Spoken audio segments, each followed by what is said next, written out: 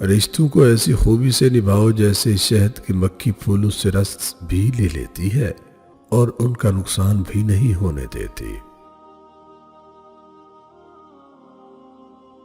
سودا چھوٹی دکانوں سے خرید لیا کرو، وہ ارب پتی بننے کے لیے نہیں، صرف 2 وقت کی روٹی کمانے کے لیے فکر مند ہوتے ہیں۔ ٹینشن، بے چینی اور ڈپریشن تب ہوتے ہیں جب ہم دوسروں کو خوش کرنے میں زندگی گزار رہے ہوتے ہیں۔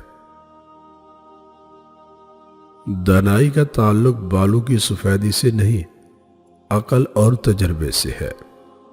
دل سیاہ ہو تو داڑھی کے سفید بالوں کی کیا وقت۔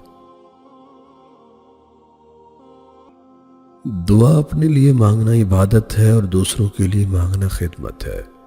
عبادت سے جنت ملتی ہے اور خدمت سے اللہ۔ ماں باپ کے ساتھ تمہارا سلوک ایسی کہانی ہے جو لکھتے تم ہو لیکن تمہاری اولاد تمہیں پڑھ کر سناتی ہے۔ اپنے اندر پرندے کی طرح عاجزی پیدا کرو جو آسمان کی بلندیوں کو چھو کر بھی گردن جھکا کر رکھتا ہے، اور بے شک عاجزی اللہ تعالیٰ کو پسند ہے۔ بے حسی کہہ لیں یا ناقدری، مگر انسان نے ہمیشہ اپنے خیر خواہ کو اس کے چلے جانے کے بعد ہی پہچانا ہے۔ جن میں اکیلے چلنے کے حوصلے ہوتے ہیں، ایک دن انہی کے پیچھے قافلے ہوتے ہیں۔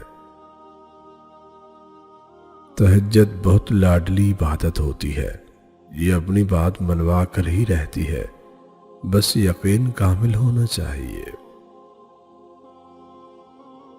ضروری نہیں کہ دعا مانگتے وقت 1000 الفاظ استعمال کیا جائے، کیونکہ ہمارا رب تو ہماری خاموشی کو بھی سن لیتا ہے۔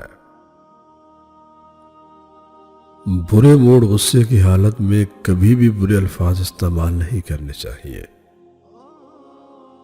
تھوڑی دیر میں آپ کا موڈ تو ٹھیک ہو جائے گا، لیکن کسی کو آپ کے لفظوں سے لگے زخم شاید تمام عمر بھر نہ سکے۔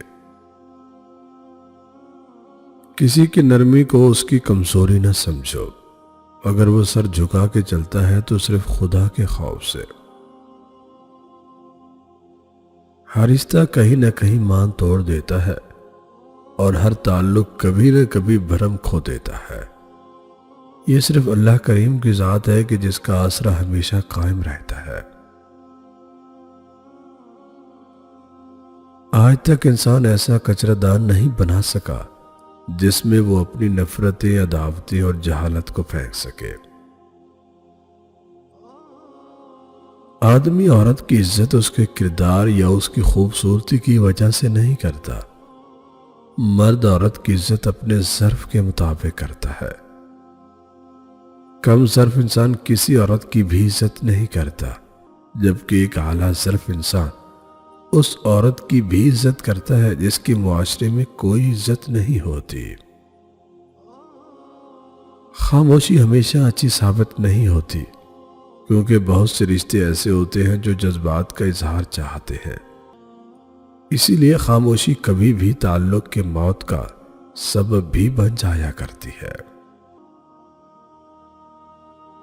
موت انسان کو ضرور مار دیتی ہے، مگر اچھے اخلاق والے ہمیشہ زندہ رہتے ہیں، دلوں میں، لفظوں میں اور دعاؤں میں۔